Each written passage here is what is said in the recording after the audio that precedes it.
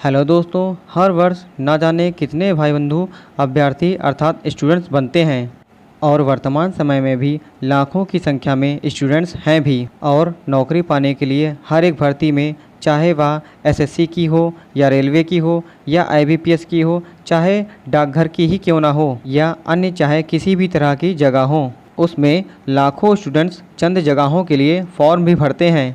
और फॉर्म भी क्यों ना भरें, क्योंकि सभी को नौकरी की चाह सभी को होती है। और नौकरी हेतु फॉर्म भरने के बाद उसमें से कुछ किस्मत वाले कहें या मेहनती कहें, जिनकी भर्ती भी हो जाती है, तो ऐसे अभ्यर्थियों को बहुत अच्छे व पढ़ने वाले कहे जाते हैं। जो अभ्यर्थी किसी कारणवश भर्ती नहीं हो पाते हैं, उन्हें आवारा या फर्जी बताया जाता है। और ऐसे तमाम अभ्यर्थी जो हर वर्ष प्री परीक्षा में तो उत्तीर्ण हो जाते हैं, परंतु मेंस में रह जाते हैं, या मेंस भी हो जाता है तो टाइपिंग में रह जाते हैं, या कभी कभी टाइपिंग भी हो जाती है तो इंटरव्यू में रह जाते हैं। भर्ती की इतनी लंबी प्रक्रिया होने के कारण कुछ अभ्यर्थियों को बहुत ही लंबे समय तक इंतजार करना पड़ता है। और कुछ अभ्यर्थी तो ऐसे होते हैं जिनका इतनी लंबी प्रक्रिया से उनका मनोबल भी टूट जाता है। और कुछ अभ्यर्थियों का तो प्री और मेंस के बाद अगले चरण में ना हो पाने के कारण फिर से प्री और मेंस देने के चक्कर में परीक्षा देना ही छोड़ देते हैं। अब ऐसे तमाम विद्यार्थी जो कि प्री की परीक्षा में हर वर्ष उत्तीर्ण हो जाते थे और बार बार मेंस, टाइपिंग या इंटरव्यू में सफल नहीं होने के बाद फिर से प्री की परीक्षा फिर से देते थे, ऐसे उन सभी तमाम विद्यार्थियों के लिए सरकार एनआरए के तहत सीईटी के माध्यम से एक ऐसी योजना लाई है जिससे विद्यार्थियों को हर वर्ष प्री की परीक्षा नहीं देनी पड़ेगी। यह योजना ऐसे तमाम विद्यार्थियों के लिए एक तोहफे से कम नहीं है। तो दोस्तों, वीडियो को बिना स्किप किए आइए देखते हैं कि एनआरए और सीईटी है क्या, एनआरए और सीईटी कैसे कार्य करती है। ऐसे तमाम प्रश्नों के लिए आप सभी इसी प्रकार से मेरे साथ यूं ही जुड़े रहें। जय हिंद दोस्तों, मैं हिमांशु वर्मा आप सभी का स्वागत करता हूं आपके अपने YouTube channel brothers knowledge hub में। Preparation with Himanshu, daily current affairs, KVS, NVS, NET, JRF, SRF, physical education आदि से संबंधित अति महत्वपूर्ण प्रश्न जो हर परीक्षा में 100% अवश्य पूछे जाएंगे। दोस्तों, वीडियो शुरू करने से पहले आप सभी से मेरा निवेदन है कि जो भी मेरे चैनल पर नए हैं या मेरे चैनल को देख रहे हैं, कृपया मेरे चैनल को लाइक करें, अधिक से अधिक शेयर करें, सब्सक्राइब करें तथा बेल आइकन को दबाना ना भूलें। तो दोस्तों, आइए चलते हैं आज के टॉपिक पे। डेली करंट अफेयर्स में आज का हमारा टॉपिक एनआरए है, जिसमें आज हम देखेंगे एनआरए क्या है, यह कैसे कार्य करेगा, इसके चेयरमैन कौन होंगे। क्वेश्चन 4, एनआरए एजेंसी को लागू करने की मंजूरी किसने दी। क्वेश्चन नंबर 5, एनआरए एजेंसी किसके किसके हित के लिए कार्य करेगी। क्वेश्चन नंबर 6, क्या यह नौकरी प्राप्ति में सहायक होगी। क्वेश्चन नंबर 7, यह छात्रों के हित में कब से कार्य के लिए लागू किया जाएगा। क्वेश्चन नंबर 8, इससे अर्थात एनआरए से छात्रों को क्या क्या लाभ प्राप्त होंगे। तो आइए दोस्तों देखते हैं एनआरए क्या है। सरकारी नौकरियों के लिए देश में अब एक एजेंसी एक परीक्षा, राष्ट्रीय भर्ती एजेंसी को कैबिनेट की मंजूरी। समूह ख और ग के पदों पर होंगी भर्ती, एसएससी, रेलवे, बैंक की भी परीक्षाएं इसी के तहत होंगी।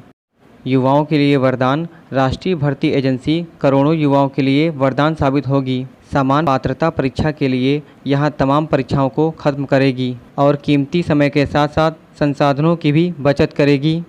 यह पारदर्शिता को भी बढ़ावा देगी, प्रधानमंत्री श्री नरेंद्र मोदी जी के अनुसार।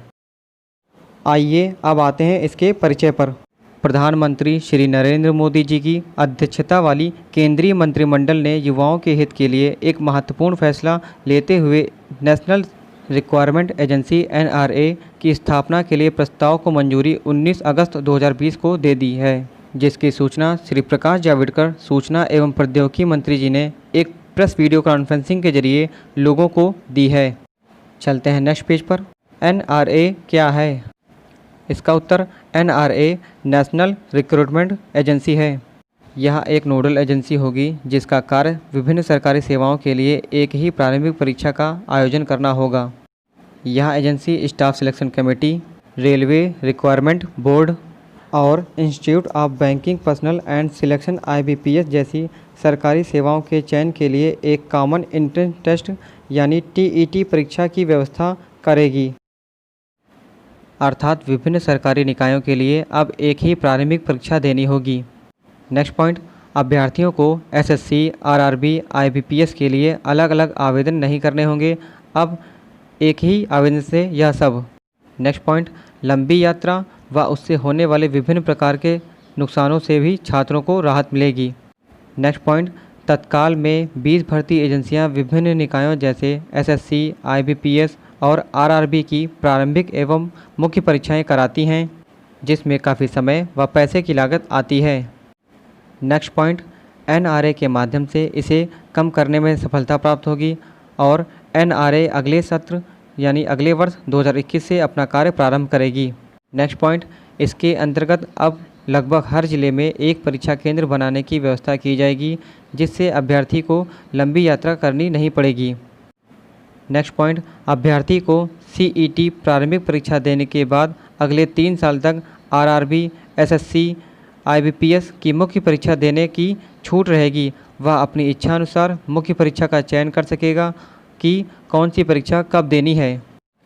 दोस्तों, अब हम एनआरए के बाद देखेंगे सीईटी क्या होता है।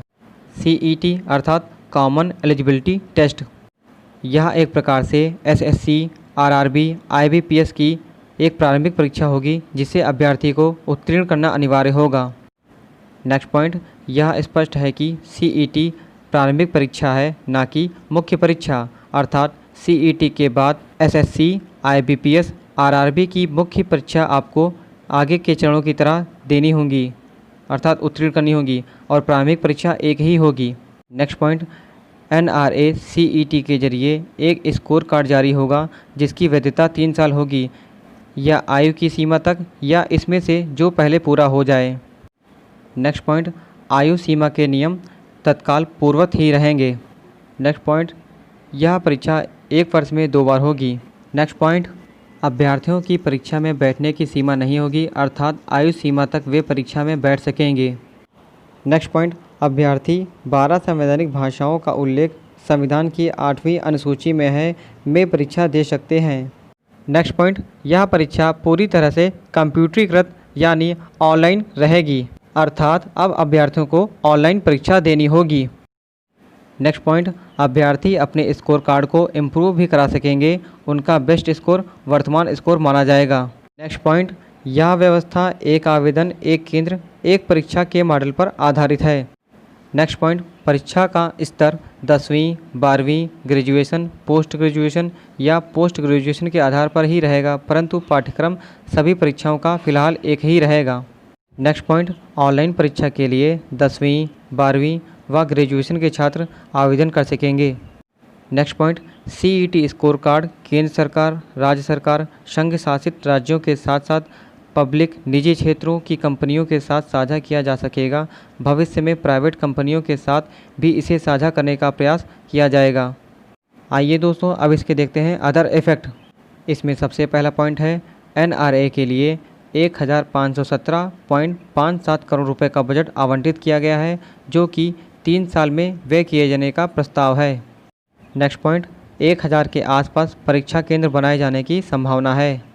नेक्स्ट पॉइंट, एनआरए का दायरा एसएससी, आईबीपीएस, आरआरबी से बढ़ाए जाने पर ध्यान दिया जाएगा।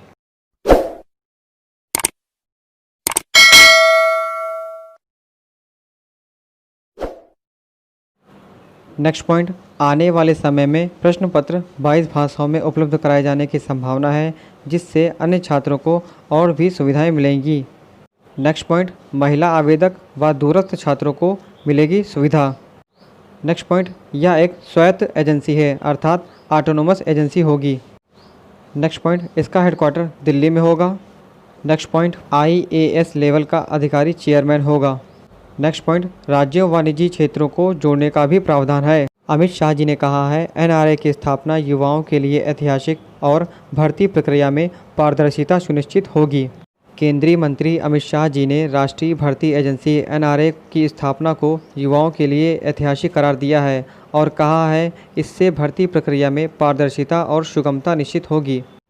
अमित शाह जी ने कहा है कि एनआरए का गठन मोदी सरकार द्वारा लिया गया एक अभूतपूर्व कदम है, जो एक समान परिवर्तनकारी भर्ती प्रक्रिया को स्थापित करेगी।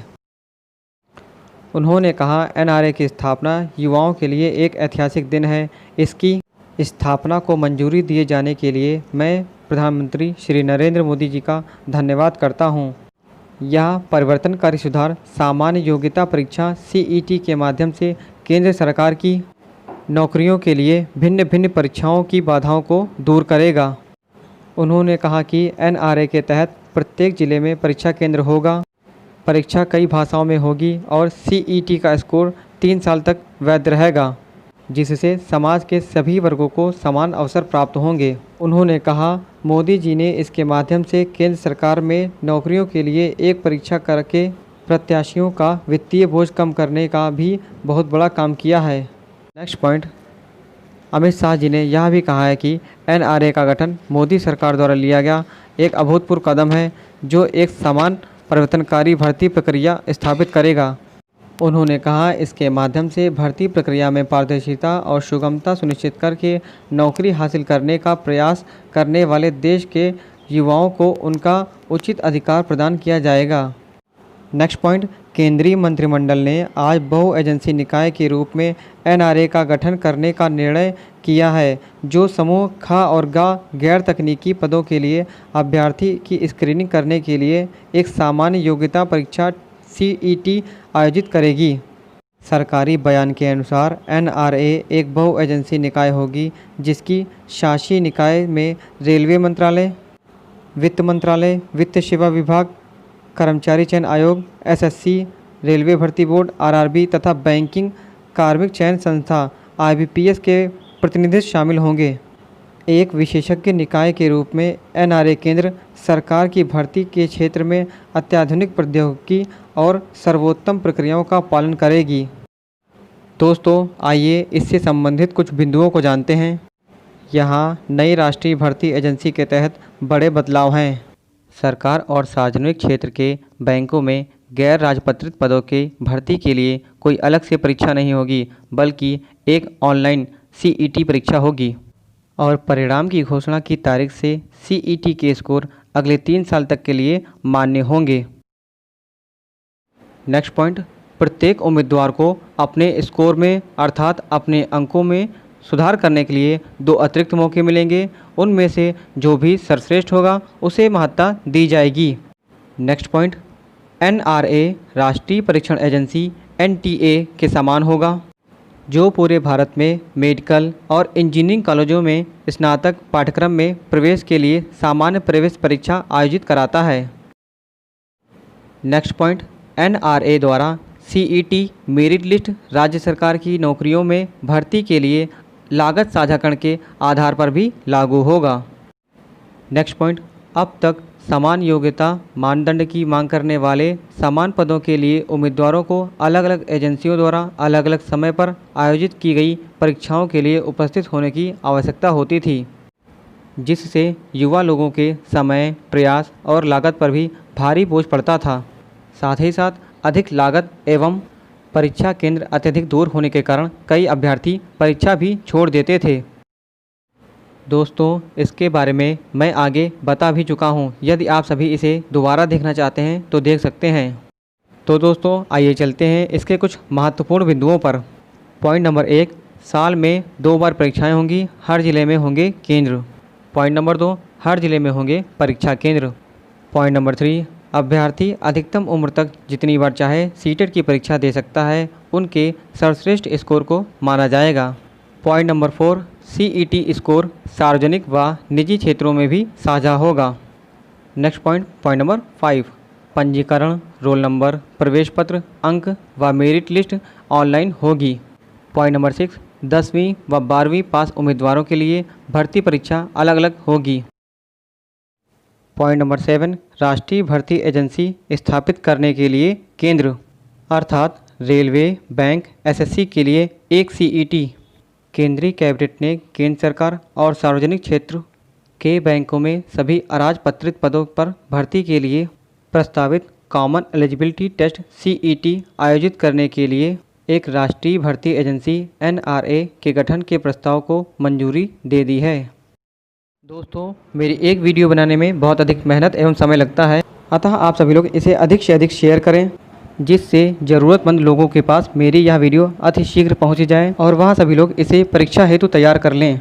एवं नई जानकारी भी प्राप्त हो जाए। तो जो भी भाई लोग मेरे इस वीडियो को देख रहे हैं, प्लीज़ मेरे सभी वीडियो को लाइक करें, अधिक से अधिक शेयर करें, सब्सक्राइब करें तथा बेल आइकन दबाना ना भूलें।